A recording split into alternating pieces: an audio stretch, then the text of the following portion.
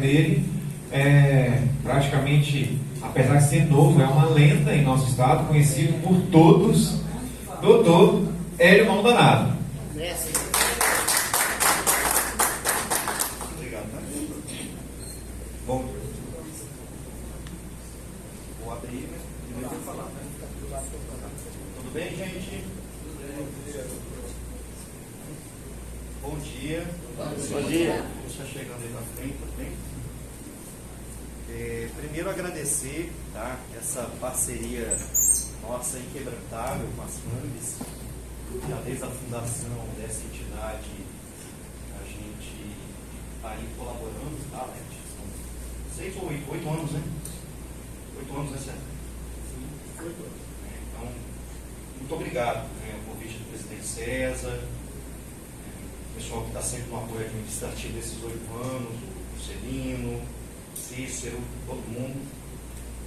E, meus amigos, nós vamos trabalhar algo que é muito essencial à campanha, de pré-campanha de vocês. E, paralelamente, Alete, a isso que nós vamos falar, que é as redes sociais e a necessidade de utilização das redes sociais como uma validação da imagem que vocês têm junto ao eleitorado geral, há um tema, Tiago, que é altamente tormentoso porque as condutas vedadas, César, que é um conteúdo aí que a gente tem na legislação eleitoral, foram criadas em 1997. Naquele tempo não havia o curso e avanço da revolução tecnológica que a gente vivencia hoje. E então, a míngua diante, Getúlio, da falta de previsão legal, nós tivemos aí uma série de construções jurisprudenciais que relacionam as condutas vedadas, o uso das redes sociais por parte de vereadores para a promoção exatamente da publicidade institucional do seu mandato, Paulo. Todo mundo faz isso. Você, no seu dia a dia, para validar a sua imagem perante o eleitorado, tudo bem, Denis? Fala e mostra exatamente as realizações que são feitas no dia a dia do legislativo. Meus amigos, Guinha, que já disputou muitas eleições, quantos mandatos, Guinha? 3 mandatos? Antes de 2015? Não, 2012. 2012. Em 2015, nós sabemos aqui, tem muita gente que disputava política antes de 2015, foi da década de 50, né, que você começou? Brincadeira, tá certo. Tá? Acho que o César é o decano aqui, né? Ou o senhor, né? Tá? Mas o César, uma quantidade de mandatos, quantos mandatos, César? 3 mandatos. Tá? Então, muita política. O Zenete, nossa amiga, chegou também. Um abraço. E era absolutamente proibido falar de política antes do período eleitoral.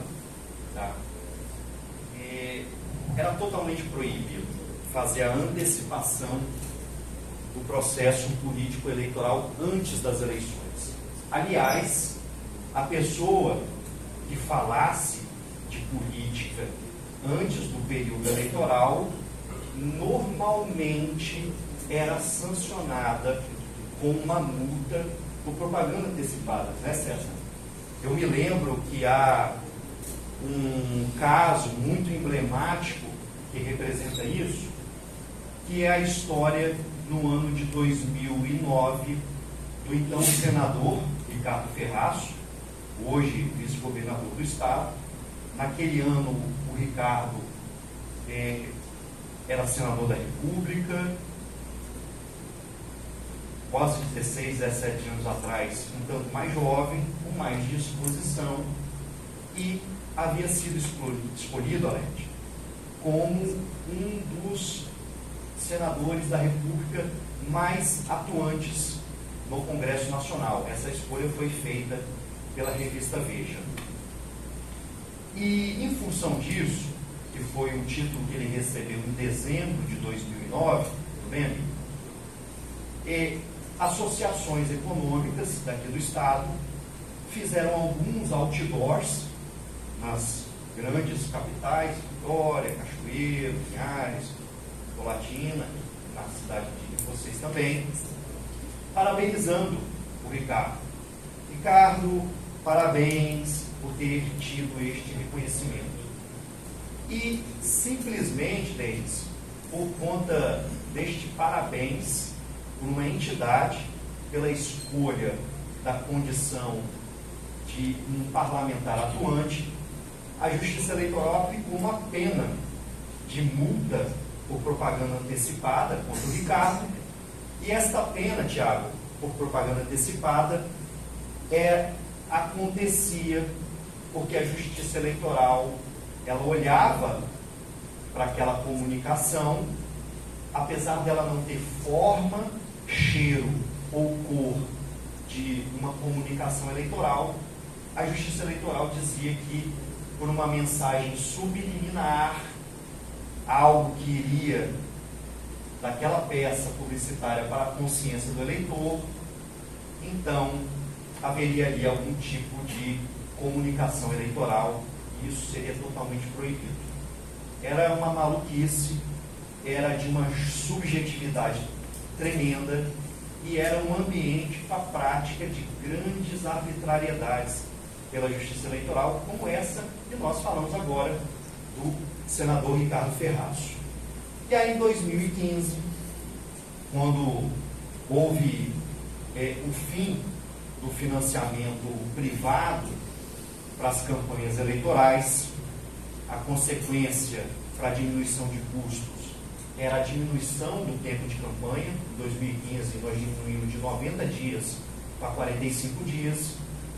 E para se proporcionar que candidatos, em especial não titulares de mandato eletivo, se colocassem para o eleitorado e tivessem condições de se fazerem conhecidos nos seus municípios, se permitiu aí agora uma antecipação do processo político eleitoral. Então hoje, Cícero, hoje é possível, Getúlio, você se declarar como pré-candidato. Olha, eu sou pré-candidato à reeleição de vereador. E essa declaração não fica parada por aí. Para além dessa possibilidade, dona Lete, há condições de, dentro desse discurso de comunicação de pré-campanha, você falar sobre as suas realizações pessoais, a sua história de vida, sua mãe, dei meus filhos, estão encaminhados. Você falar sobre, Guinha, a sua história de vida profissional, né? Fui servidora pública, realizei, né, meu trabalho com muito empenho nas eleições. Tudo bem, meu amigo? Chegou aí, faltou o chapéu hoje, tá? Pra gente reconhecer. E também, inclusive, para aqueles que têm já uma experiência da vida pública, falar a respeito das suas próprias realizações. Olha, no meu mandato de vereador, eu fiz isso, eu fiz aquilo, eu fiz aquilo e outro. E aí, meus amigos, só adiante.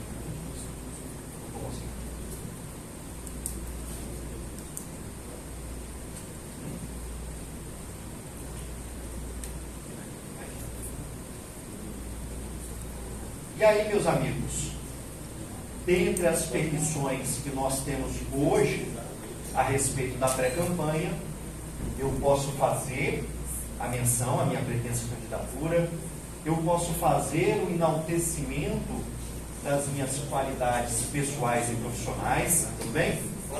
Eu posso promover reuniões políticas ir lá visitar as comunidades, fazer os meus conchavos políticos. Eu posso fazer participações na mídia, dar entrevista, participar em debate de rádio. Eu posso participar de eventos fechados que eventualmente sejam custeados pelos partidos políticos, como, por exemplo, discutir as vocações econômicas da cidade, tá? Por exemplo, lá no seu município, eventualmente uma reunião partidária que convide indiscriminadamente lideranças locais, do setor econômico e fale das faltas de exploração das potencialidades econômicas do município de São Gabriel da Palha. Isso está tudo dentro do curso da pré-campanha. E principalmente, que este aí, Pablo, a qual você é especialista, principalmente meus vereadores de Pedro Canário, estão aí também, Goiano Denis, principalmente você falar de pré-campanha no ambiente digital, tá? É totalmente permitido. E meus amigos, aqui uma citação de dados estatísticos, tá? Referente às eleições de 2018, Denis. A eleição de 2018 foi uma virada. Tudo bem, Rodolfo? A eleição de 2018 foi uma virada de chave do ingresso da internet na propaganda eleitoral. Até 2018, haviam promessas contínuas. Eu me lembro disso. Eu comecei a fazer campanhas políticas em 2005. Toda a campanha eleitoral, 2014, 2012, 2016, sempre aqueles prognósticos da turma do marketing, dizendo, olha, essa campanha aí vai ser a revolução, a internet vai ficar importante, tal como os outros meios ortodoxos que a gente conhece desde sempre de comunicação eleitoral. Mas a campanha de 2018, em especial com o surgimento do bolsonarismo, foi o grande divisor de águas em relação ao enaltecimento do papel da internet na campanha eleitoral. A campanha de 2020 que vocês disputaram e estão ainda no exercício do mandato em decorrência desta eleição, que era uma eleição realizada, César, no ambiente da pandemia, era uma eleição realizada em que se era proibido fazer uma série de atos de campanha eleitoral, como, por exemplo, a aglomeração de pessoas, as próprias visitações eram limitadas, com máscara, etc. e tal. Estas eleições potencializaram para que a propaganda eleitoral na internet, Denis, a validação da imagem digital, a transmissão da informação sobre a realização do mandato, ostentasse a condição de, em segundo lugar, um meio de propaganda eleitoral mais importante da guia. Tá? Então hoje, se eventualmente você não usa e abusa e explora o uso das redes sociais, você já está em condições desfavoráveis em relação aos outros concorrentes. Amigo, desligou aí.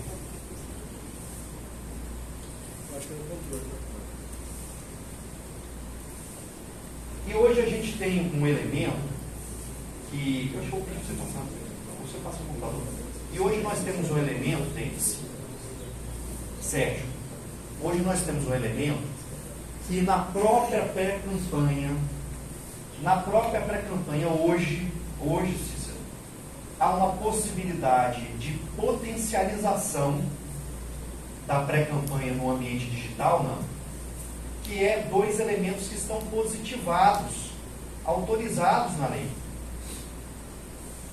O entretenimento no ambiente digital, Getúlio, é diferente do entretenimento que tem na mídia tradicional. Na mídia tradicional, na Globo, no SBT, na Record, você tem lá a programação, a novela, o jornal, a programação de domingo. E esta programação é igual para o senhor, é igual para você, é igual para o Rodolfo.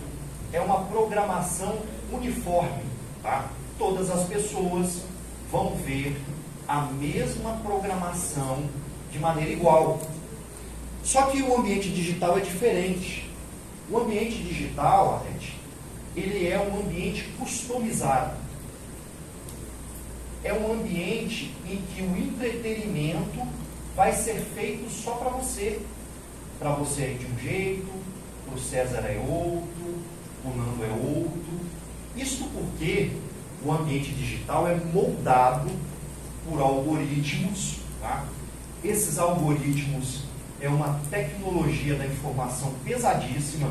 Hoje, as empresas de redes sociais são as maiores corporações econômicas que tem no mundo, tá? São as chamadas Big Techs. Imagina uma maior empresa do mundo, o tanto que ela investe em tecnologia para, né, nos direcionar e influenciar. Então, como esses algoritmos fazem um cálculo de gosto, o Nando curte lá informações sobre café, né, o Rodolfo sobre futebol, né, nossa vereadora aqui de Pinheiros sobre vestuário, sempre muito elegante. E aí, normalmente, o que a rede social vai lhe mostrar, concordou também, tá? Até aprendi seu, né? Vai mostrar sistematicamente vestuário, futebol, café, vai aparecer o tempo todo isso, porque ele calcula aquilo que você gosta. E estes elementos aqui, Denis, do impulsionamento, isso não é bicho de 7 cabeças não, Thiago. Fazer um impulsionamento, isso é coisa simplíssima. É coisa que você gasta 50, 100 reais e faz impulsionamento pra caramba. E aí, tá, Léo Bragado? Você, quando paga este impulsionamento, ao invés de aquelas pessoas que normalmente fazem um acompanhamento, você tem lá 100 mil seguidores, né, Jana? Tá? Então, normalmente, dos 100 mil, só 1.000 pessoas que ficam curtindo, interagindo, etc e tal. Com este impulsionamento, você fura essa bolha digital de customização e passa a conseguir divulgar a sua comunicação eleitoral para um número muito maior de pessoas. Da mesma forma, é o link patrocinado em que você paga para o Google para que ele priorize em pesquisas na internet um determinado resultado que você quer. Mas, meus amigos, este panorama que eu coloquei é um panorama da possibilidade legal. Ok? Um panorama da possibilidade legal. Este é um panorama da possibilidade legal. Aquilo que está positivado. O problema, Sérgio, é que essa história de pré-campanha, ela é relativamente recente, Rodolfo. Ela é de 2015, começou-se a aplicar a pré-campanha em 2016, 2018, e ela maturou melhor em relação às compreensões que a gente tem, tudo bem? Ela maturou melhor nas eleições de 2020 e de 2022. Quando nós tivemos inicialmente a aplicação da história da pré-campanha, 2016 foi um marco, porque não havia nenhum tipo de história jurisprudencial decisória, tá, César? Em respeito sobre o que seriam os limites da pré-campanha. A lei eleitoral, meus amigos, é excessivamente tímida sobre a pré-campanha. Ela tem um artiguinho 36A da lei das eleições. Ela discrimina lá algumas hipóteses em que não se caracteriza como propaganda antecipada e só. Acabou. Fala quase mais nada a respeito de pré-campanha. E aí, então, o primeiro momento era um momento de abriu as portas à justiça eleitoral para a pré-campanha. Apenas, então, somente se proibia a presença de pedido explícito de votos, tá? Podia fazer tudo, Denis. Podia, inclusive, fazer o outdoor, falar, olha, eu, Denis, agora quero anunciar em primeira mão que sou o candidato lá no meu município de Pedro Canário. Peço que vocês conheçam a minha história de vida e de trabalho no meu site, www.deniscolegal.com.br. E hoje, esses meios que foram realizados até 2018, a jurisprudência eleitoral foi evoluindo, para chegar a esse atual panorama que vai viger para essas eleições de 2024,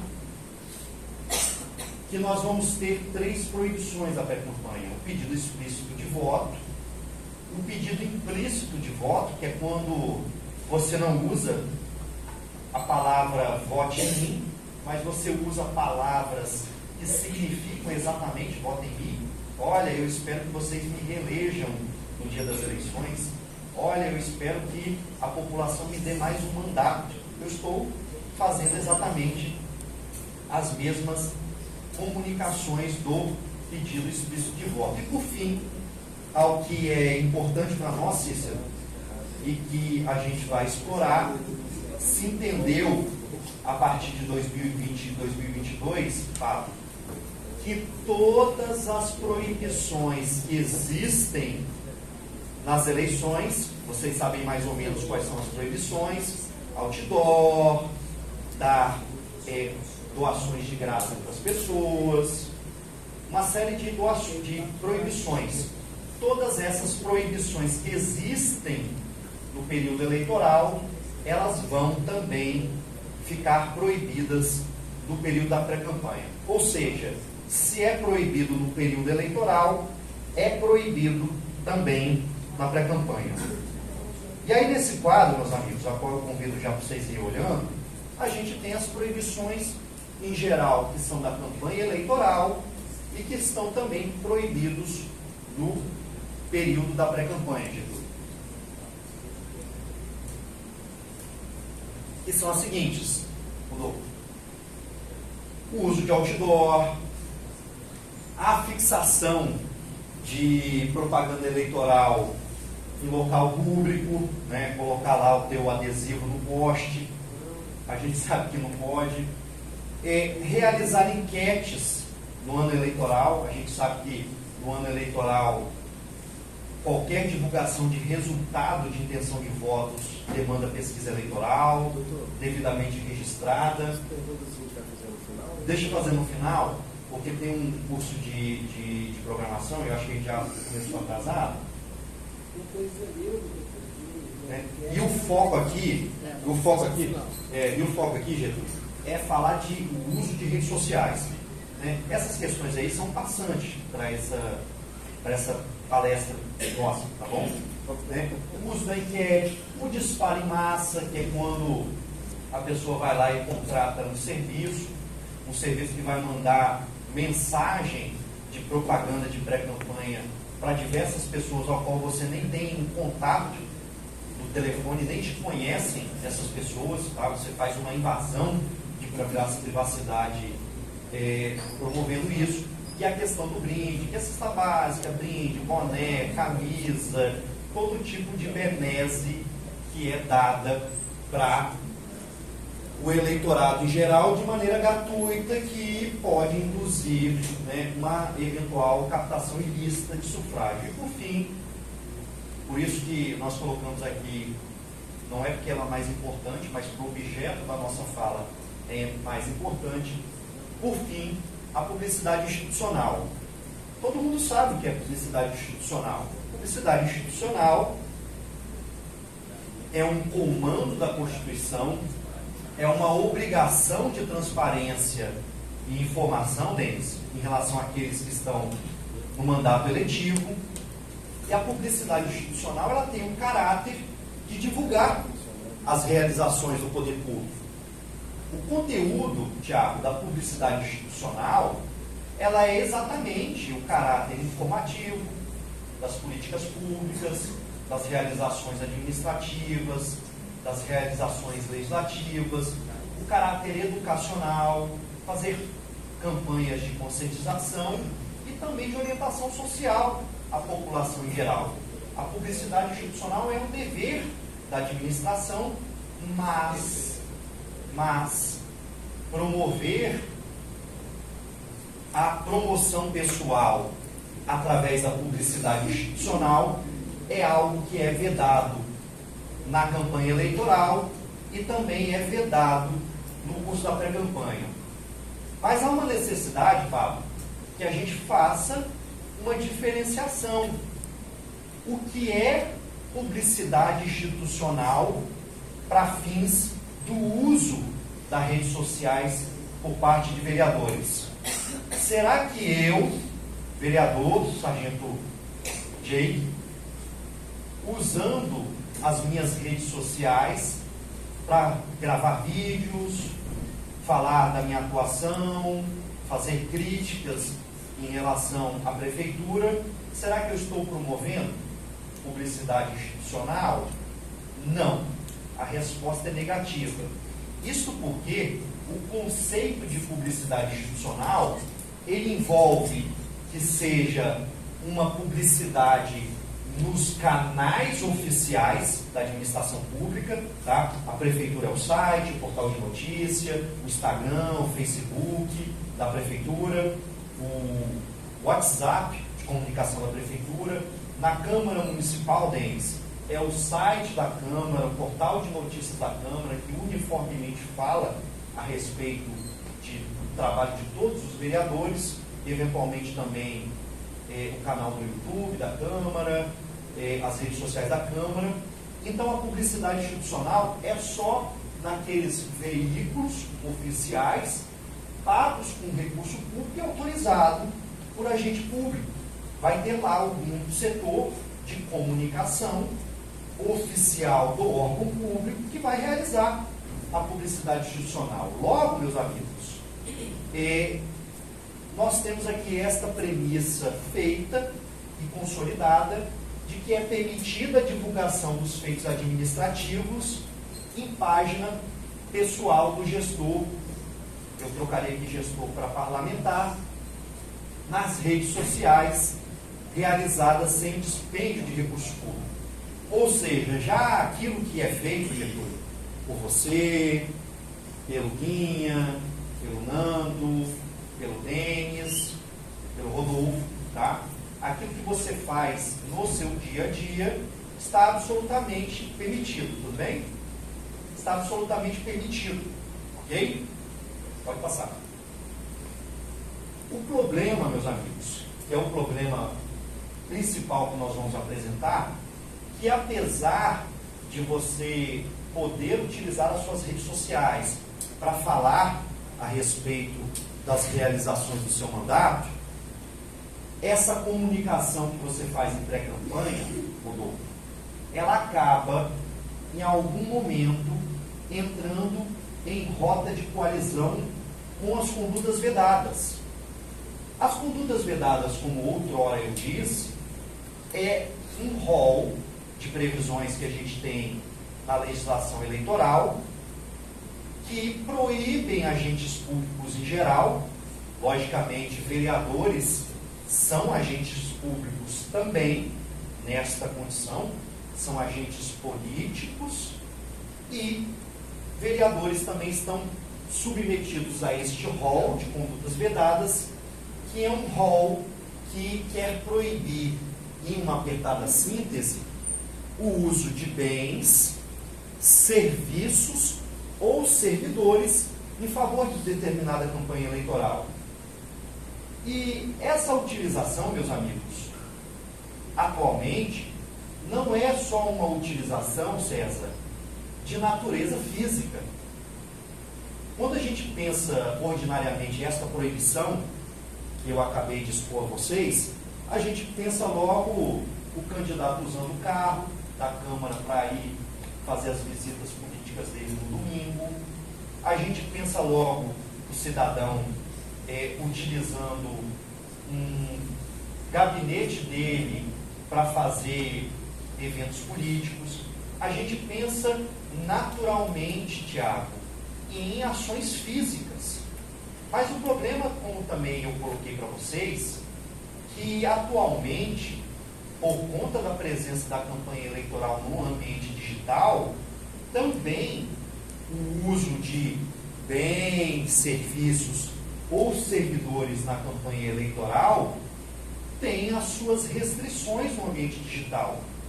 E essa caracterização, porque é perigosa a prática da conduta vedada, notadamente, às vezes, sem muita pretensão, Denis, de que aquela comunicação que você faça nas suas redes sociais tem uma finalidade eleitoral, sem muito essa pretensão, mas a caracterização das condutas vedadas, que não se relaciona à proteção da normalidade, legitimidade das eleições, naturalmente, essa caracterização das condutas vedadas é de maneira muito objetiva. Tá? Vou citar um exemplo na qual a gente vai trabalhar com proibição para o uso de instrumentos, meios, formas nas redes sociais de vereadores. Este exemplo é o uso de imagens e símbolos da administração pública, Rodolfo. Tá? O que seria proibido utilizar nas redes sociais próprias. Na sua rede social, toda postagem sua, você colocar lá o emblema oficial do Legislativo com uma apropriação deste símbolo. Tá? A finalidade eleitoreira, necessariamente nessa utilização, por exemplo, você vai fazer um vídeo do Dia das Mulheres, que aconteceu, um vídeo que explodiu, né, foi estourado, como se diz. Não necessariamente é uma comunicação eleitoral. É uma felicitação, falar do papel da mulher, os desafios, a acumulação de funções, a dificuldade da mulher na política. E aí, nessa peça, você mantém lá o uso do brasão. É uma circunstância objetiva. E essa circunstância objetiva da caracterização das condutas vedadas, Pablo, ela varia proporcionalmente em relação às sanções. Ela vai de multa, inelegibilidade e até a perda de registro, diploma ou mandato do vereador eleito. Vocês sabem aí, certamente, nos municípios de vocês, vocês têm vereadores que foram cassados por um motivo ou outro. Então, as condutas vedadas são um risco ao resultado. Pode passar, amigo. É um risco ao resultado eleitoral alcançado por parte de vocês. E este risco, Rodolfo, ele não decorre exclusivamente de ações diretas do próprio parlamentar, César. Esse risco não se restringe ao que você faz nas suas redes sociais. Esse risco pode estar presente também, Nando, em relação... Tudo bem, Braz? Tudo bem? Este risco, nós estamos falando já de uso de redes sociais, tá? Você chegou na hora H. Este risco, ele pode acontecer em decorrência da prática de atos pelos seus próprios assessores. Tá bom, Flávio? Você que tem 21 assessores lá na Câmara de Pinheiros, tá? Eventualmente, você não vai conseguir controlar esses 21 assessores, até porque você tem seu trabalho, família, o legislativo. Logo, você pode eventualmente, César, ser responsabilizado na condição de mero beneficiário, tá? Você não precisa ter prévia ciência, você não precisa ter participação concomitante, você não precisa ter nada. É como se fosse uma responsabilidade objetiva, Braz, em decorrência daqueles que são beneficiários da prática da conduta vedada. Pode passar? Por isso lá a forca que nós usamos. Nós começamos aí agora, a gente chegando exatamente, Braz, por isso você foi tempestivo. Braz já tem muito mandato, né? Tipo, o maior titular de mandatos aqui é o Braz, são 9? 7 mandatos, tem alguém com mais 7 mandatos dele? Tem nada. Eu tenho o Tarcísio de Linhares. Tem 5, né? Então o Léo Bragato vai chegar lá ainda, tá, Braz? Eu tô velho, vou parar de acreditar pra você. Tá certo. Nós começamos então nossa principal série, aonde a gente queria exatamente chegar, aonde a gente vai trilhar 4 elementos que têm que ser observados no uso de produção de conteúdo das redes sociais de vocês, vereadores, nesse momento de pré-campanha, que é lá no norte, que foi feito quando do julgamento de Bolsonaro pelo Tribunal Superior Eleitoral. Não estou falando que é aquele julgamento que acabou impondo inelegibilidade ao Bolsonaro, não, tá? De lá é outro assunto. Mas o assunto que o Tribunal Superior Eleitoral julgou e que serve de referência, Tiago, ao uso da internet na pré-campanha é referente às lives, César, do Bolsonaro. Nós sabemos que Bolsonaro, eleito em 2018 com a força do ambiente digital, manteve como estratégia eleitoral a manutenção de uma comunicação direta com este eleitorado e mantinha, desde o primeiro mês do seu mandato, uma live, tá? Uma live que era muito famosa. Que dia que era a live do Bolsonaro, certo? Tá. Quinta-feira, Cícero não perdia uma. E aí, perdeu até namoro por cada live do Bolsonaro. E aí, Ele não é assim. toda quinta-feira. Casado há 16 anos. Tô brincando, Cícero. Toda quinta-feira. Toda ela respeitava a live de quinta-feira. Isso deu certo, né, Cícero?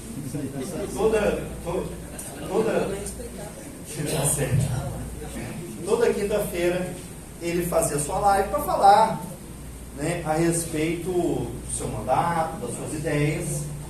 E no período eleitoral não foi diferente. No período eleitoral, logo que começou aí o tempo da propaganda eleitoral em agosto, o Bolsonaro continuou a fazer as suas lives, recebia candidatos de diversos estados, a deputado federal, a governador, fazia pedido de voto para si, para outro. Esse precedente ele é muito rico, porque ele não fala só da questão relacionada à propaganda na internet, ele fala também especialmente do uso do gabinete. A gente vai falar como que vocês podem utilizar o gabinete na pré-campanha, a estrutura física, e transmitir o uso publicamente dessa estrutura física do gabinete. E aí, este precedente, ele repele a possibilidade de que campanhas eleitorais refugiem na internet para burlar as restrições da lei. Logo, então, também no ambiente da internet, como eu asseverei, como eu destaquei, também no ambiente da internet é necessário o respeito às condutas vedadas.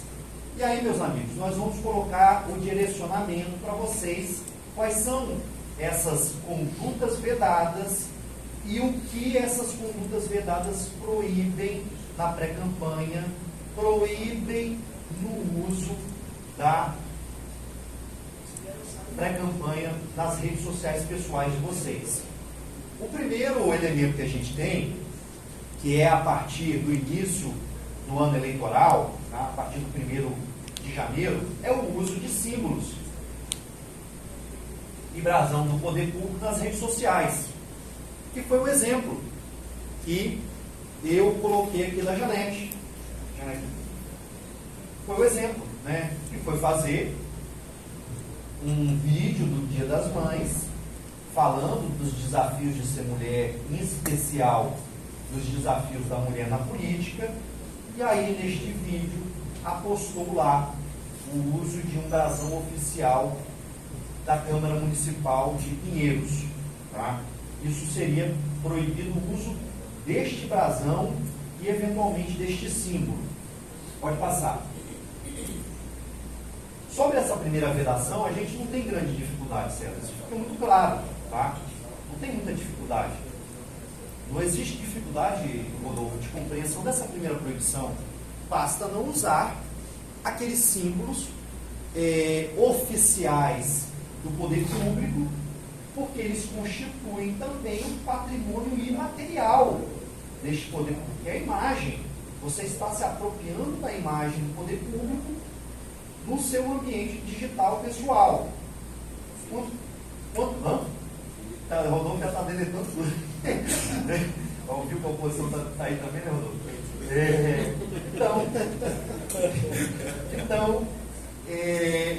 Então, essa primeira vedação ela é fácil de compreensão. A mais difícil que nós temos, que é a mais que é utilizada na prática do dia a dia, é esta. Tá? Esta aqui é a mais difícil e esta aqui é a que é mais utilizada no dia a dia de vocês, Braz. Tá? Que é a questão da captação de imagem, também a partir do início do ano eleitoral, que é a questão da captação de imagem de bens, servidores e serviços do poder público. Vocês se lembram que as condutas vedadas, elas querem vedar, em regra geral, exatamente isso?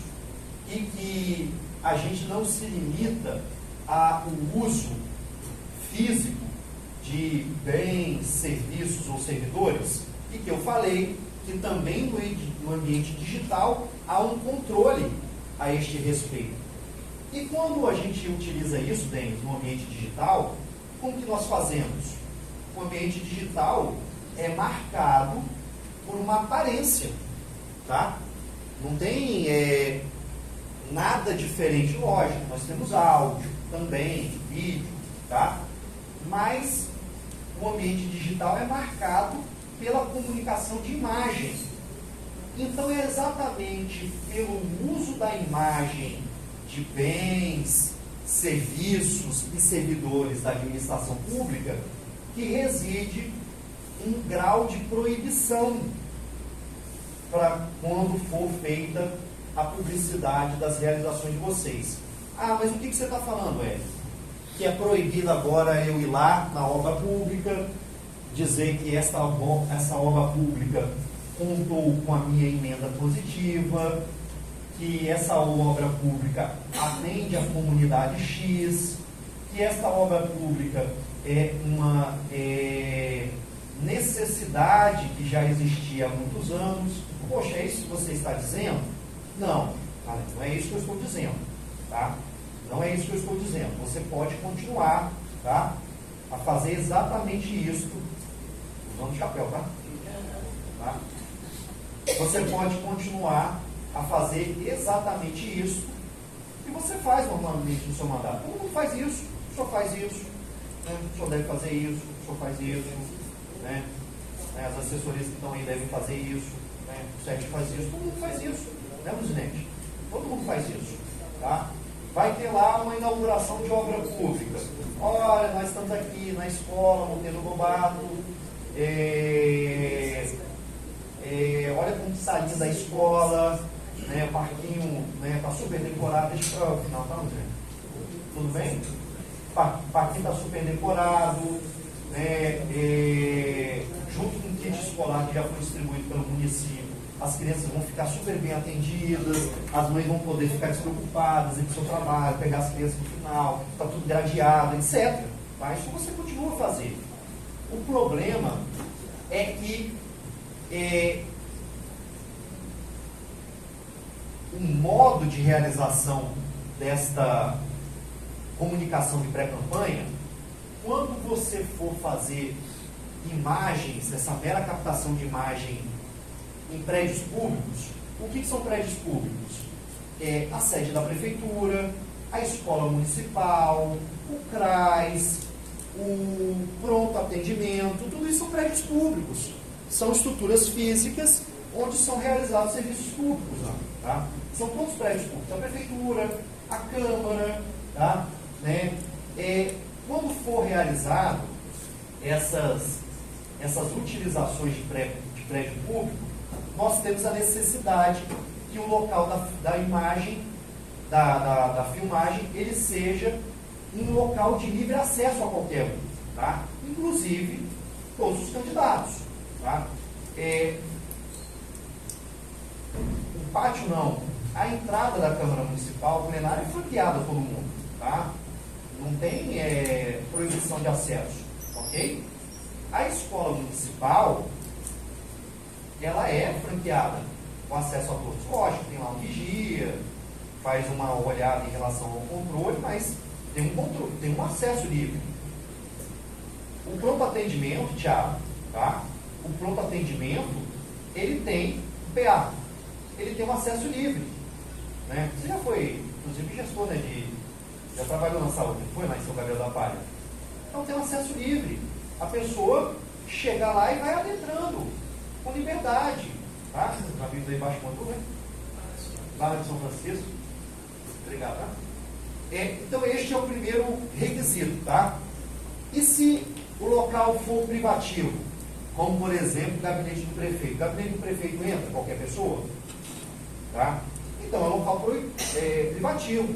É um local onde não pode haver o uso da captação de imagem. Tá? A gente vai falar das questões do gabinete ainda, mas foi só um exemplo agora. Tá? Qualquer local que seja inacessível, por exemplo, o almoxerifado, tá? O almoxerifado da Câmara.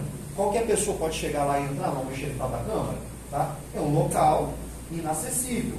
Então, quando for um local inacessível, não pode utilizar a imagem. Quando for um local acessível a todos, pode fazer a captação de imagem. E para além do uso da captação de imagem do local que seja acessível a todos, nós não podemos fazer uma interação com os servidores públicos. Tá? Não é que é uma interação no sentido de, por exemplo, eu estou falando aqui da obra que está sendo pavimentada e os caras estão trabalhando ali no fundo. Eu posso fazer isso. O que eu não posso fazer é uma encenação com eles, tá, Rodolfo?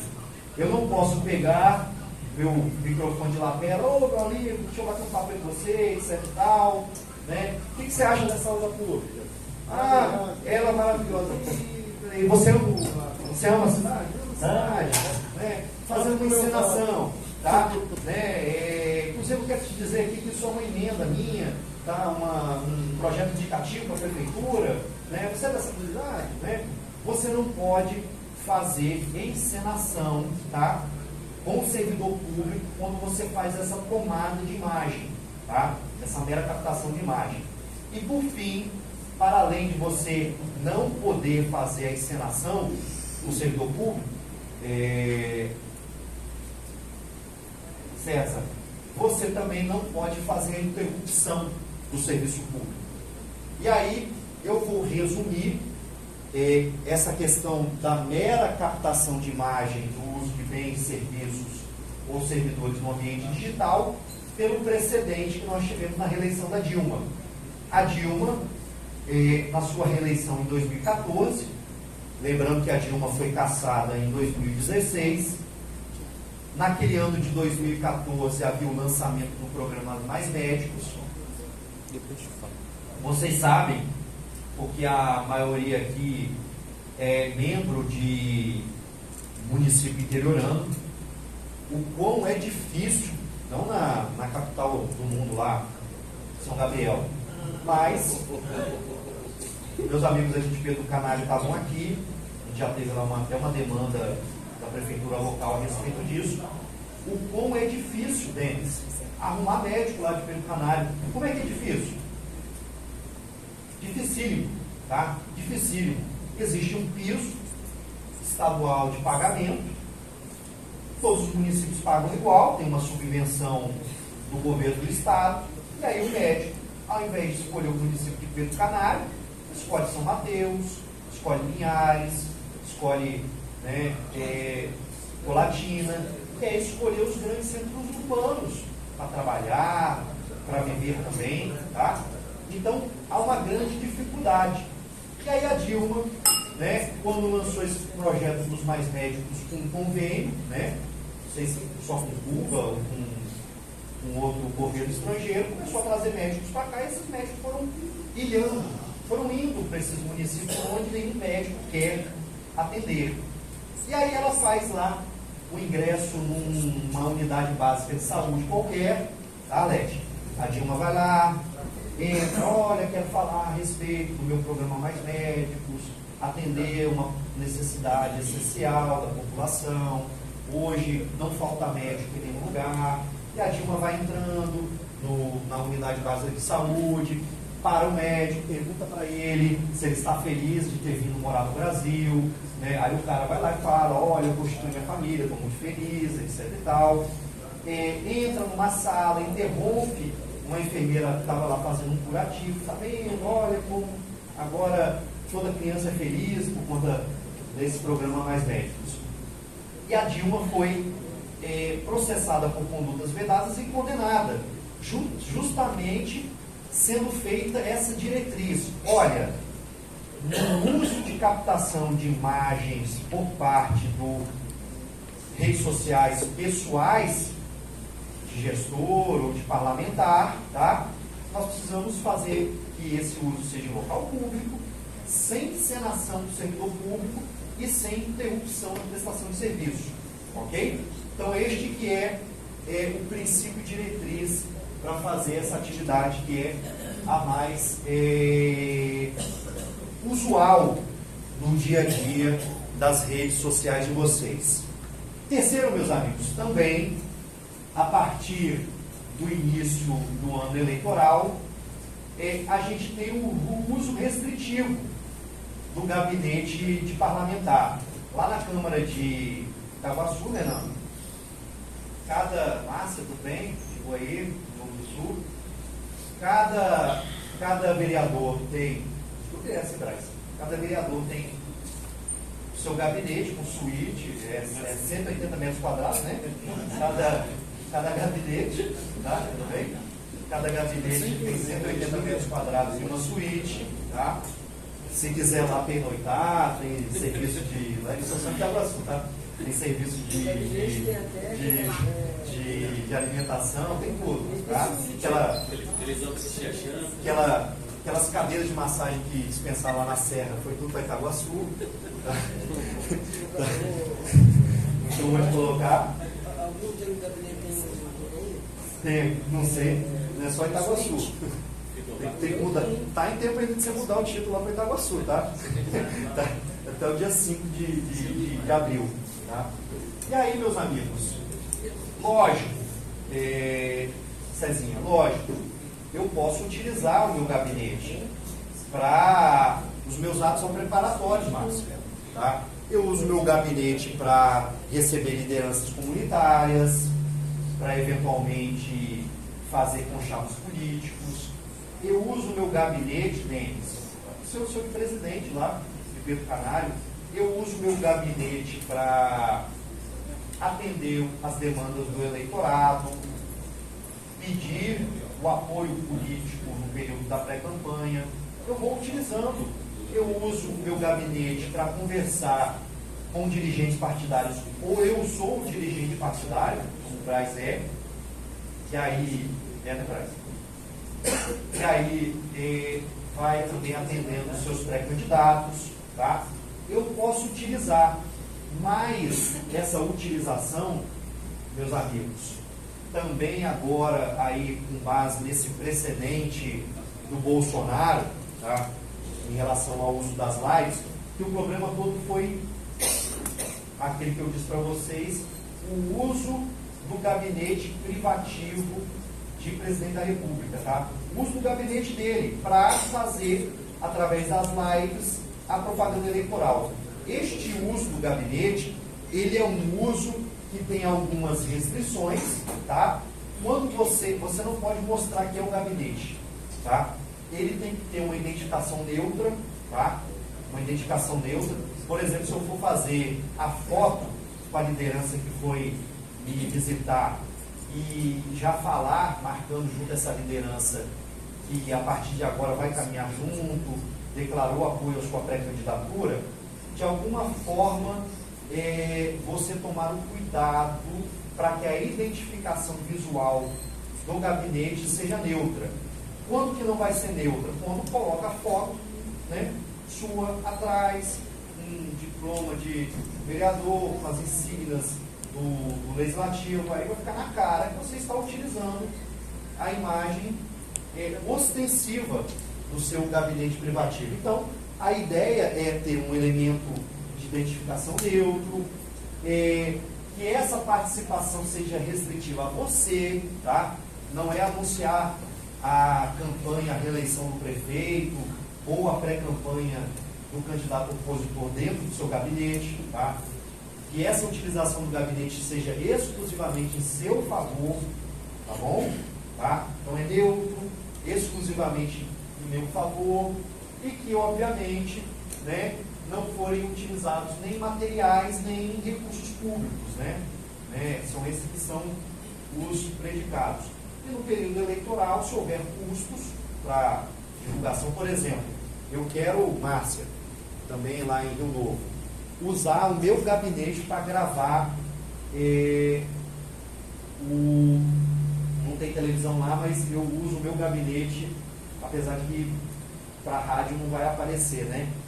Imagem. Mas você usa o seu gabinete para falar a respeito das realizações do seu mandato, no próprio período eleitoral, seus projetos indicativos, você faz lá uma foto bonita sua, né, mostrando na parede o seu diploma, né, vamos dizer, tem muito gabinete com decalque, né, com adesivo, né, grande, com família. Acho que semana passada em Linhares tinha uns gabinetes que tinha assim, um adesivo grande, né, com títulos, né, tá? Então, eventualmente são essas restrições que a gente tem para o uso do gabinete privativo. Ser neutro na identificação, falar exclusivamente da própria campanha eleitoral e não utilizar nem bens ou serviços da administração para este ato promocional. Terceiro, meus amigos, como é que é a história do uso de assessores? Tá? Onde tem 21 assessores mesmo? Lá em Pinheiro, tem 21 assessores, cada vereador, tá? É uma beleza. Tá? E aí, o Pablo, que tem 21 assessores, está preocupado, falando, poxa, tenho 21 assessores, essa turma vai querer trabalhar, acredita no meu trabalho, eles vão querer se empenhar. Como é que é? Só vou falar sobre o ambiente digital. Como é que é a questão, Márcia, da interação? Você tem assessor lá? Tá? Rodolfo, libera lá, pô. Como é que, quem é que tem um número considerável de assessor? Traz, né? Tem, por exemplo, a lei da gestão administrativa do gabinete. Tem quanto? 9, tá? 9. Morro de inveja, né, o Braz? Tá? Claro? Quem é 7, mas comigo, do lado dos mais dois, tá bom. Eu vi isso. Tá. Aí vamos lá. Tá, Rodolfo, eu presidei lá o Braz, tá? Tá mais generoso, tá do seu lado lá, tá? Tá certo. Então, ó, aí o Braz, né, e o Moab falam, olha, essa turma vai se engajar. Porque quando eu publico lá, eu também tenho uma conversa com eles, né? De irmão para irmão. Olha, pô, né, nós estamos juntos nesse projeto. Se vocês não interagirem comigo, quem é que vai interagir? Tá? Então eu preciso da ajuda, do apoio de vocês, voluntário, tá? Para que vocês me deem uma força. Repostem nosso conteúdo no history, me marquem, comentem, respondam o eleitorado fazendo uma interação comigo, tá? É toda uma participação do assessor nas redes sociais do vereador. E aí a dúvida que se põe Alete, e aí? O meu assessor pode? Tudo bem, Patrícia? O meu assessor pode interagir comigo, pode curtir, repostar o meu conteúdo, tá? Nós temos aqui um precedente, tá? Foi uma diretriz a respeito disso. O precedente fala, é claro que pode, inclusive o horário de expediente, tá, Braz? Normal, tá? Lógico, a pessoa não, a assessoria não vai ser uma milícia digital para ficar o dia todo tweetando em favor do parlamentar, tá? Não vai ser possível isso, mas, e mesmo que o horário de expediente ou fora, o assessor pode, fazendo uma interação, né? Curtindo, repostando, comentando, normal, tá? Normal, totalmente, né, permitido, até porque, para além de assessor, é uma pessoa também dotada de direitos políticos, com participação no ambiente político, então há uma total possibilidade, ainda que seja no horário de expediente. A única que tem proibições é que não se faça o deslocamento, né? A gente sabe que os servidores não podem ser empregados na campanha eleitoral, desde que seja fora do horário expediente, desde que seja licença ou férias, tá? Então, aquela interação, a pessoa não precisa se deslocar do trabalho, ele pega o próprio telefone dele e faça lá a interação. O ideal, segundo esse precedente, é que não sejam utilizados bens do município, tá? Em favor dessa interação. Por exemplo, a pessoa lá está com o WhatsApp web ou com o Instagram logado, né? No computador da Câmara. E aí a pessoa passa o dia todo lá fazendo interações. Não é recomendável. O ideal é que seja... Isso não pode gerar medo, tá? Isso que eu estou falando. Até porque tudo que for dentro de uma proporcionalidade está permitido, tá? Mas o ideal é que não seja logado. Vou dar um exemplo para vocês, tá, Patrícia? Olha só esse exemplo de conduta vedada, uso de servidor público e o uso de computador do órgão público para a campanha eleitoral. Nós tivemos um município, se não me engano, foi o governador Lindenberg, acho que não tem ninguém aí, governador Lindenberg, e houve lá uma acusação pelo Ministério Público de conduta vedada contra não era prefeito de reeleição, era um candidato, o prefeito da situação, e havia lá um procurador, um advogado da Câmara, do município, da prefeitura, que, Tiago, advogava para a campanha eleitoral deste candidato e participava, 2020 era ambiente pandêmico, tudo online, participava de reuniões com o juiz, participava de audiências de processo, Márcia, tudo dentro do gabinete dele, de procurador da prefeitura. E aí as pessoas que conheciam ele, conheciam aquele lugar, a oposição logo olhou e falou, opa, conheci esse lugar, esse cidadão, que a ata de audiência, olha, começou a audiência às 10 horas e acabou às 10h40. A própria ata falava que era no horário de expediente. Então as pessoas começaram a fazer print trabalhando na tela, né? Foi fácil essa aí, tá? Então, assim, é um típico exemplo. Ou, por exemplo, a pessoa fazer uma live, tá? O assessor fazer uma live ali, botar o webcam no próprio computador da Câmara, tá? Então, o ideal não é utilizar e, obviamente, né, a gente tem que tomar cuidado com a questão da atuação dos servidores, tá? Que seja voluntário, tá? Né? E a pessoa que não tem voluntarismo, né? A gente sabe que, de algum modo, não está acreditando no projeto, não precisa falar para ela, né? Se você chegar no servidor e falar assim, precisa de trabalhar que ele não tem a condução do ano. Não pode ir, não é para política, né? O que você falou aí não é política. Trabalha direito não vai ter abono. Tá? Você não está pedindo para apoiar involuntariamente a sua campanha. Então, a ideia, tá? Tomar muito cuidado. Hoje em dia a gente sabe, print de WhatsApp, né? Gravação clandestina, a pessoa pega lá no celular e grava, você fala com ela, tá? Muito comum, tá? Né? Muito comum, no dia a dia acontece, ações, né? Existe uma titularidade enorme para ações eleitorais.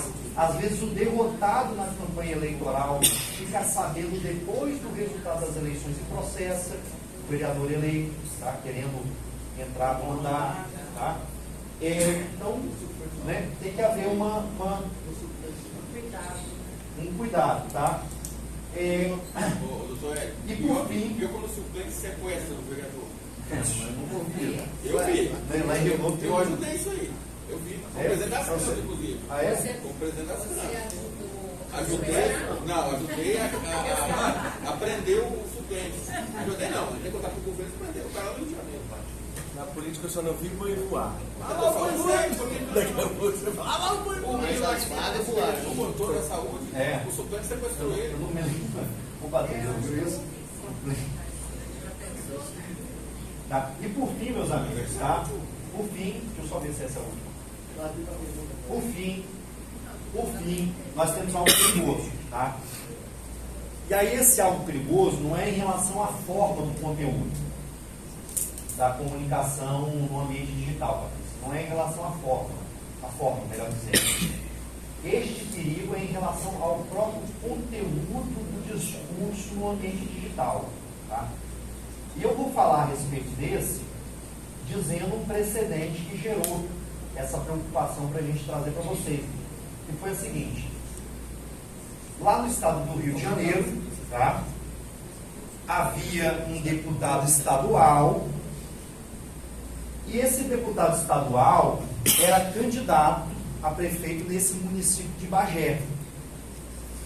Ele era de um grupo político adversário do prefeito que ia se intencionar a reeleição náusea.